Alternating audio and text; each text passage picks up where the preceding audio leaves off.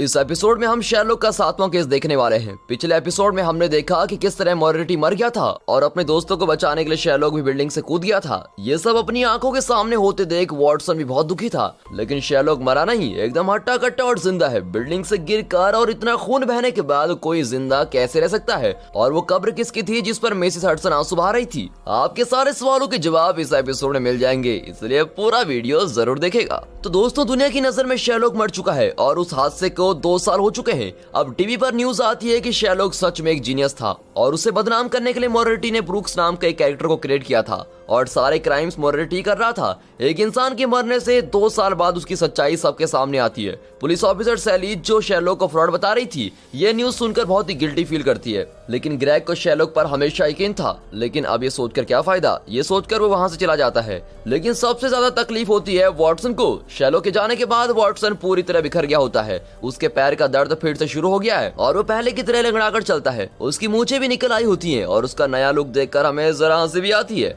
Watson को Mary नाम की लड़की से प्यार हो गया है और बहुत ही जल्द वे शादी भी करने वाले हैं। यह खुशखबरी वो मिसेस हडसन को देने जाता है। बेचारी मिसेस हडसन नाराज हो जाती है कि जब तक शेरलॉक थे तुम यहाँ रहते थे, लेकिन उसके जाने के बाद तुम एकदम से यहाँ से चले गए। मुझे कॉल किया, एक मैसेज तक भी नहीं किया तुमने, पर मुझे खुशी है कि तुम उस लड़के से शादी करने वाले हो। लड़का? क्या कह रही हो मिसेस हडसन? ठीक ही तो कह रही हूँ, पहले तुम शेरलॉक से प्यार करते थे और अब किसी और लड़के से प्यार करते हो। मिसेस हडसन, उम्र के साथ आपका दिमाग भी खराब हो गया है। शेरलॉक मेरा दोस्त था, लवर नहीं, और अब मैं मैरी नाम की एक लड़की से शादी करने जा रहा हूँ। ओके, ठीक है, खुश रहो बेटा। यह कहकर मिसेस हडसन आशीर्वाद देती है। इस वक्त सेर्बिया में एक ट्राइबल आदमी भाग रहा होता है और सेर्बियन टीम उसे पकड़कर बांध देती है और पूछताछ करती है। वे उसे मारने वाले होते हैं कि वो आदमी कहता है तुम एक रिटायर्ड नेवी ऑफिसर हो और वहीं अपनी गर्लफ्रेंड से मिले थे, लेकिन वो तुम्हें बिल्कुल भी पसंद नहीं। तुम्हारे घर के बाथरूम में करंट नहीं है और तुम्हारी बीवी तुम्हारे पड़ोसी के साथ रहने लगी है। अगर अभी वहाँ पहुंचे तो उसे रंगे हाथ पकड़ सकते हो। सेर्बियन चौंक जाता है और अपनी बीवी की जान के पीछे भागता है। तब उस ट्राइबल आदमी के पास एक आदमी आकर कहता है कि टेररिस्ट से लंदन को खतरा है, हमें तुम्हारी मदद चाहिए। ये माइक्रॉफ्ट है और ये ट्राइबल आदमी अपना हीरो शेरलॉक है। फिर वे शेरलॉक को ले जाकर नहलाते हैं और उसकी शेविंग भी करते हैं, तब जाकर वो इंसान लगता है। अब वो माइक्रॉफ्ट से टेररिस्ट के बारे में पूछता है। माइक्रॉफ्ट बताता है कि किसी अंडरग्राउंड टेररिस्ट से लंदन को खतरा है। नो प्रॉब्लम ब्रो, मैं लंदन को बचा लूंगा, लेकिन मेरे जिंदा होने की खबर सबको बतानी पड़ेगी। फिर वो वॉटसन की तलाश में निकलता है। वॉटसन मैरी के साथ एक रेस्टोरेंट में होता है और वॉटसन मैरी को प्रपोज करने वाला होता है कि कबाब में हड्डी बनकर शेरलॉक एक वेटर के भेस में वहां जाता है। अब वो बिल्कुल बकवास डिशेस के नाम लेकर वॉटसन को ऊपर देखने पर मजबूर करता है, लेकिन वॉटसन उसकी तरफ भी नहीं देखता। फिर शेरलॉक एक वाइन बोतल दिखाकर कहता है सर इसे तो पी लीजिए, बहुत टेस्टी है, जरा मेरी तरफ तो देखिए सर। अब वॉटसन ऊपर देखता है और बिल्कुल ही चौंक जाता है। तुम तो जिंदा हो शेरलॉक, ये सब तुम्हारा ड्रामा था। 2 साल से मैं किस तरह जी रहा हूँ इसकी कोई परवाह नहीं थी तुम्हें। सॉरी यार, माफ कर दो, मानता हूँ कि गलती मेरी थी, लेकिन अब तुमसे एक जरूरी सवाल करना है। ये मूछे वोचे क्यों लगा ली तुमने? एकदम कॉमेडियन लग रहे हो यार। अब शेरलॉक का मजाक सुनकर वॉटसन आग बबूला होकर उसकी खूब धुलाई करता है। इतनी पिटाई मत कर यार, फिर से मर जाऊंगा। तब जाकर वॉटसन रुकता है। अब शेरलॉक बताना शुरू करता है कि बिल्डिंग से गिरकर इतना सारा खून बहने के बावजूद वो जिंदा कैसे बचा, लेकिन वॉटसन उसे रोककर कहता है कि उन डिटेल्स की मुझे कोई जरूरत नहीं है, मेरे लिए तो यही बहुत है कि तुम जिंदा हो, लेकिन तुम मुझसे छुपकर क्यों रहे? वॉटसन, ये सब माइक्रॉफ्ट का ही प्लान था और मॉली भी जानती थी कि मैं जिंदा हूँ। वाह शेरलॉक, मॉली जानती है, माइक्रॉफ्ट जानता है और कई लोग जानते हैं, सिर्फ तुमने मुझे नहीं बताया, राइट? अब वॉटसन को इतने गुस्से में देखकर शेरलॉक कहता है कई लोग नहीं यार, सिर्फ 25 लोग जानते हैं। अब वॉटसन और चिढ़कर शेरलॉक के मुंह पर एक मुक्का मारता है। बेचारा शेरलॉक खून पहुंचकर कहता है कुछ भी कहो वॉटसन, तुम्हारी मूंछें देखकर हंसी नहीं रोक पा रहा हूँ यार। मुझे तुम्हारी कोई परवाह नहीं है शेरलॉक, मेरी डार्लिंग मैरी को मेरी मूंछें बहुत पसंद है। ये कहकर वो मैरी की ओर देखता है तो वो कहती है कि शेरलॉक सही कह रहा है, तुम्हारी मूंछें अच्छी नहीं लग रही है तुम पर। शेरलॉक कहता है कि सुन लिया वॉटसन, अब तो मूंछ निकाल ही दो, फिर हमें लंदन को अंडरग्राउंड टेररिस्ट से भी तो बचाना है। वॉटसन का गुस्सा और बढ़ जाता है कि 2 साल की जिंदगी छुपाकर ये शेरलॉक को बड़ी आसानी से आकर मेरे साथ चिपक रहा है। गुस्से में वो शेरलॉक की नाक ही तोड़ देता है और शेरलॉक का खून बहने लगता है। वॉटसन कहता है कि खबरदार, आइंदा से अगर केस के नाम पर मुझे बुलाने आए तो। ये कहकर वो मैरी को लेकर टैक्सी में चला जाता है। अब शेरलॉक मॉली से मिलता है और फिर ग्रेग को मिलने जाता है। शेरलॉक को जिंदा देखकर ग्रेग बहुत ही खुश होता है। फिर मिसेस हडसन से मिलने जाता है तो वो तो घबराई जाती है, उसको लगता है कि शेरलॉक का भूत आ गया।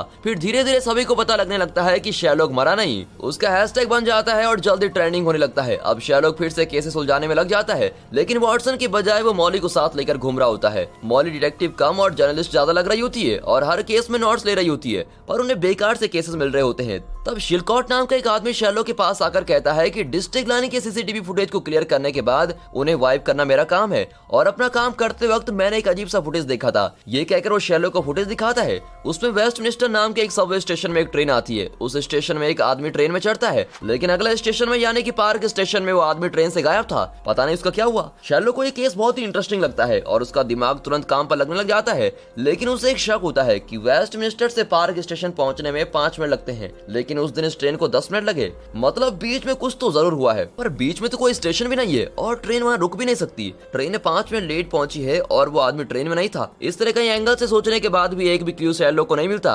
अब यहाँ वॉटसन शेरलॉक से मिलने उसके घर आ रहा होता है कि अचानक कोई उसे बेहोशी का इंजेक्शन लगाकर किडनैप कर लेता है। फिर उसकी मंगेतर मैरी को कोडिंग फॉर्म में एक मैसेज आता है कि वॉटसन को बचा लो। उसमें एक चर्च का नाम भी होता है। अब मैरी शेरलॉक को कोड दिखाती है और एक्सप्लेन करती है कि ये एक स्किप कोड है और वॉटसन को इसी चर्च में रखा गया है। अब वे दोनों चर्च के लिए निकल पड़ते हैं, लेकिन उन्हें 10 मिनट के अंदर जाना होगा, इसीलिए वे किसी की बाइक चुरा कर ले जाते हैं। अब शेरलॉक अपने माइंड में एकदम क्लियर कैलकुलेशन करता है कि रास्ते से हम 10 मिनट में पहुंच जाएंगे। उस दिन नवंबर 5 होता है जब गाइस फॉक्स डे मनाया जाता है, जिसमें सारी पुरानी चीजें एक जगह इकट्ठा करके जलाई जाती हैं। पुरानी चीजों के बीच वॉटसन फंस गया होता है और इस बात से बेखबर लोग उसको जला रहे होते हैं। अंदर से वॉटसन हेल्प हेल्प करके चिल्लाता है और एक बच्चा उसकी आवाज सुन लेता है और सबको बताता है। ऐन वक्त पर शेरलॉक वहां पहुंचकर वॉटसन को बचा लेता है, लेकिन वॉटसन को किसने किडनैप किया होगा ये तो बाद में पता चलेगा। अब लंदन को टेररिस्ट से बहुत ही बड़ा खतरा है, लेकिन ये कोई नहीं जानता कि वो टेररिस्ट कौन है और कहां अटैक करने वाला है। शेरलॉक होमलेस नेटवर्क के जरिए लंदन के खतरनाक लोगों को वॉच कर रहा होता है। उनमें से कई लोग एकदम रिलैक्स मूड में होते हैं और शेरलॉक उन्हें अपनी वॉच लिस्ट से निकाल देता है, क्योंकि इतना बड़ा अटैक करने वाले कभी भी इतना कूल माइंड नहीं हो सकते। इस तरह वॉच लिस्ट से स्ट्राइक करते करते एक आदमी बचता है जो हमेशा सीरियस होता है और कुछ सोच रहा होता है। इस आदमी का नाम लॉर्ड है और यही कोई बड़ा प्लान बना रहा है। तब शेरलॉक रियलाइज करता है कि यही सीसीटीवी फुटेज वाला आदमी है जो सूटकेस लेकर ट्रेन पर चढ़ा पर अगले स्टेशन तक पहुंचा नहीं। फुटेज दोबारा देखने पर शेरलॉक नोटिस करता है कि लॉर्ड ट्रेन के 7वें कंपार्टमेंट में चढ़ा था, लेकिन जब ट्रेन पार्क स्टेशन में पहुंची तो सिर्फ लॉर्ड ही नहीं बल्कि पूरा का पूरा 7वां कंपार्टमेंट गायब था। मतलब वेस्टमिनिस्टर से ये ट्रेन 7 कंपार्टमेंट लेकर निकली थी, लेकिन पार्क स्टेशन में सिर्फ 6 कंपार्टमेंट के साथ पहुंची। अब शेरलॉक सोचता है कि उस 7वें कंपार्टमेंट को वे किस दिशा में ले गए होंगे। हर मैप यही दिखाता है कि वेस्टमिनिस्टर स्टेशन के बाद पार्क स्टेशन आता है और बीच में कोई दूसरा स्टेशन नहीं है। फिर ये कंपार्टमेंट गया तो गया कहाँ? अब शेरलॉक शिलकॉट को कॉल करता है तो वो वीडियो कॉल पर बताता है कि उन दोनों स्टेशन के बीच एक पुराना स्टेशन भी था जिसका नाम सुमात्रा है और जो पैलेस के बिल्कुल पास है, लेकिन बहुत समय से वो स्टेशन बंद पड़ा है। तब न्यूज में बताया जाता है कि पार्लियामेंट के सारे मेंबर पैलेस में जमा होने वाले हैं। अब ये न्यूज सुनकर शेरलॉक इस नतीजे पर पहुंचता है कि पॉलिटिशियन को खत्म करने के लिए ही लॉर्ड एक पूरा कंपार्टमेंट सुमात्रा स्टेशन ले गया जो पैलेस के बहुत पास है। लेकिन उस कंपार्टमेंट में ऐसा क्या हो सकता है? शेरलॉक रियलाइज करता है कि टेररिस्ट ने उसमें बॉम्ब रखा होगा जिसके फटने से सारे के सारे पॉलिटिशियन खत्म हो जाएंगे। अब शेरलॉक और वॉटसन सीधे सुमात्रा स्टेशन पहुंचते हैं। वे टॉर्च लेकर चल रहे होते हैं कि उन्हें पैलेस के बिल्कुल पास 7वां कंपार्टमेंट नजर आता है। शेरलॉक अपने माइंड में इस दृश्य की कल्पना करता है कि अगर ये बॉम्ब फट गया तो क्या होगा। उसे पूरा पैलेस जलकर दिखाई दे रहा होता है। अब वे दोनों कंपार्टमेंट के अंदर जाते हैं जहां एक बड़ा बम होता है। वॉटसन कहता है कि पॉलिटिशियन आज ही पैलेस में आने वाले हैं, मतलब ये बॉम्ब आज ही फटेगा, लेकिन इसमें तो कोई टाइमर नजर नहीं आ रहा है यार। तब अचानक होटल रूम से लॉर्ड बॉम्ब ऑन करता है और उसके फटने में सिर्फ 2.5 मिनट बचे होते हैं। अरे यार, अभी डाउट पूछकर मुंह बंद किया और टाइमर शुरू हो गया। चलो, क्या तुम इसे डिफ्यूज कर सकते हो? नहीं वॉटसन, मैं बॉम्ब के बारे में कुछ नहीं जानता यार। मैं कुंवारा नहीं बनना चाहता, फिर मैं मैरी को और शादी के बाद होने वाले बच्चों को मुंह दिखाने के काबिल नहीं रहूंगा। प्लीज कुछ कर दे मेरे बाप। शेलो कहता है वॉटसन, मैं क्लूज ढूंढ सकता हूँ, लेकिन बॉम्ब डिफ्यूज करना मुझे बहुत ही मुश्किल लगता है यार। तो तुम अपने माइंड पैलेस टेक्निक से पूछो तो सही। वॉटसन, मेरा माइंड पैलेस इस वक्त काम नहीं कर रहा है, मैं क्या करूँ? लगता है हम दोनों मरने वाले हैं। ये कहकर शेलो रोना शुरू कर देता है और उसे रोता देख वॉटसन अपनी पूरी उम्मीद ही खो देता है। अब सिर्फ 1.5 मिनट बचे होते हैं जब तक ये दोनों टेंशन में सोच विचार कर रहे हैं। चलिए हम देखते हैं कि बिल्डिंग से गिरकर शेरलॉक जिंदा कैसे बचा। चलिए उसी बिल्डिंग के रूफ पर चलते हैं। मोरालिटी खुदकुशी करके मर चुका है और अब शेरलॉक के पास खुदकुशी करने के अलावा अपने साथियों को बचाने का कोई रास्ता नहीं है। अगर वो जिंदा रहकर अपने साथियों को किसी तरह बचा भी लेता है तो दुनिया उसे फ्रॉड ही कहेगी। लेकिन उसके मरने की खबर के 2 साल बाद ये खबर फैली कि शेरलॉक सच में जीनियस था। अपने को बेकसूर साबित करने के लिए उसका मरना बेहद जरूरी था और इसी वजह से शेरलॉक ने एक प्लान बनाया। जब शेरलॉक बिल्डिंग के एज पर खड़ा था तो उसने मोरालिटी से कहा कि कुछ देर के लिए मुझे मुझे अकेला छोड़ दो। मॉरिटी भी दूर जाकर खड़ा हो गया। कुछ ही पलों में शेरलॉक ने अपने मोबाइल पर लाजरस टाइप करके अपने आदमियों को भेजा था। लाजरस उनका सीक्रेट कोड था, जिसके मिलते ही वे सब शेरलॉक को पकड़ने के लिए एयरबैग बिछाकर तैयार हो गए थे। वॉटसन शेरलॉक से नीचे आने की विनती कर रहा था, लेकिन बिल्डिंग के आगे कई गाड़ियां थी और वॉटसन जमीन पर बिछे हुए एयरबैग को देख नहीं सकता था। जब शेरलॉक नीचे कूदा तो एयरबैग पर गिरा और बच के भाग गया। वॉटसन ने कुछ दूर से शेरलॉक को नीचे गिरते हुए देखा था, फिर उसकी लाश भी देखी, लेकिन उसने ये नहीं देखा कि टेरेस के नीचे वाले फ्लोर पर मॉली भी थी और शेरलॉक के कूदने के बाद उसने पहले से रेडी रखी हुई एक लाश नीचे फेंक दी थी। लेकिन लाश का चेहरा एकदम शेरलॉक जैसा ही था। वो कैसे? ये मॉरिटी का मास्टर प्लान था। उसने शेरलॉक का हमशक्ल ढूंढा और उसी के जरिए उन दोनों बच्चों को किडनैप किया और उन्हें चॉकलेट फैक्ट्री में छुपा दिया। इसलिए बच्चों को बचाते वक्त वो छोटी लड़की शेरलॉक को देखकर डर रही थी। ये सब करके मॉरिटी शेरलॉक का नाम मिट्टी में मिलाना चाहता था। अब सब कुछ हो जाने के बाद मॉरिटी ने शेरलॉक के हमशक्ल को मार डाला और उसकी लाश मुर्दा घर में आ गई। शव विश्लेषण के लिए वो लाश मॉली के पास आई और मॉली ने वही लाश नीचे फेंक दी थी। लेकिन शेरलॉक का नजदीकी दोस्त होने के नाते वॉटसन एक पल में ही जान जाता कि ये शेरलॉक नहीं है और कोई और है। इसलिए वहाँ शेरलॉक का एक आदमी साइकिल पर आकर वॉटसन से टकरा जाता है और वॉटसन कुछ देर के लिए सड़क पर लुढ़क जाता है। उसी टाइम के गैप में नीचे गिरी हुई लाश को हटाकर शेरलॉक खुद वहाँ का लेट गया होता है और मुंह पर खून का मेकअप भी उसने एकदम परफेक्ट किया होता है। तब वॉटसन शेरलॉक के पास आ चुका था और उसने शेरलॉक का पल्स भी चेक किया, लेकिन पल्स के ना होने से वॉटसन ने कंफर्म कर लिया कि उसका दोस्त अब नहीं रहा। लेकिन पल्स अब कैसे हो गया भाई? बताता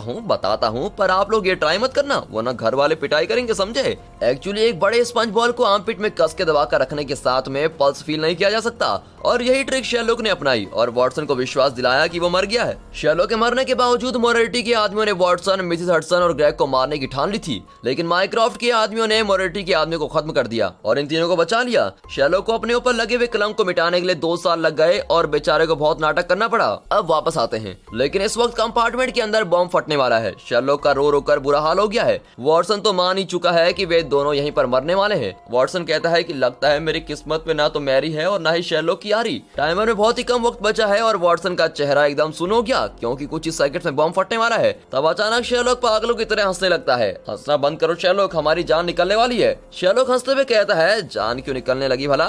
मैं तो कब का बॉम्ब को डिफ्यूज कर चुका हूँ। यह बॉम्ब जिसने भी बनाया वो बहुत ही भला मानुस था यार वॉटसन। उस पगले ने बॉम्ब ऑफ करने का एक स्विच दे रखा था, लेकिन मौत के डर से तुम्हारे चेहरे पर जो वायलेंट बजाना वो देखने लायक था यार। ये कहकर शेरलॉक और हंसने लगता है। अब हमेशा की तरह वॉटसन चिढ़कर बैठा होता है। आखिरकार पुलिस भी वहाँ जाती है। अब इस तरह शेरलॉक ये केस भी सॉल्व कर देता है और उसका इंटरव्यू लेने के लिए मीडिया वाले आ जाते हैं। तब मॉली अपने नए बॉयफ्रेंड के साथ आती है, जिसने बिल्कुल शेरलॉक की तरह ड्रेस किया होता है और इसी वजह से मॉली ने उसे अपना बॉयफ्रेंड बना लिया है। शेरलॉक उस आदमी को देखकर चौंक जाता है। फिर इंटरव्यू देने वो बाहर निकलता है। ओह, एक चीज तो मैं भूल ही गया। यह कहकर वो अपनी कैप पहन लेता है जो उसे बिल्कुल पसंद नहीं। अब बाहर आकर वो इंटरव्यू देता है। तभी एक आदमी वीडियो देख रहा होता है जिसमें वॉटसन जलती हुई पुरानी चीजों के बीच फंस गया था। यही वो आदमी है जिसने वॉटसन को किडनैप करवाया और उसे जान से मारना चाहा। लेकिन ये कौन है, ये सस्पेंस तो अगले एपिसोड में खुलेगा, तो देखना ना भूलिए गाइस शेरलॉक का अगला पार्ट। और हमेशा की तरह इस वीडियो को एक लाइक और चैनल को सब्सक्राइब जरूर कीजिए। आपके कमेंट्स भी हमारे लिए बेहद जरूरी हैं। और हाँ, साथ ही अपने फ्रेंड सर्कल में इस वीडियो को शेयर जरूर कीजिए।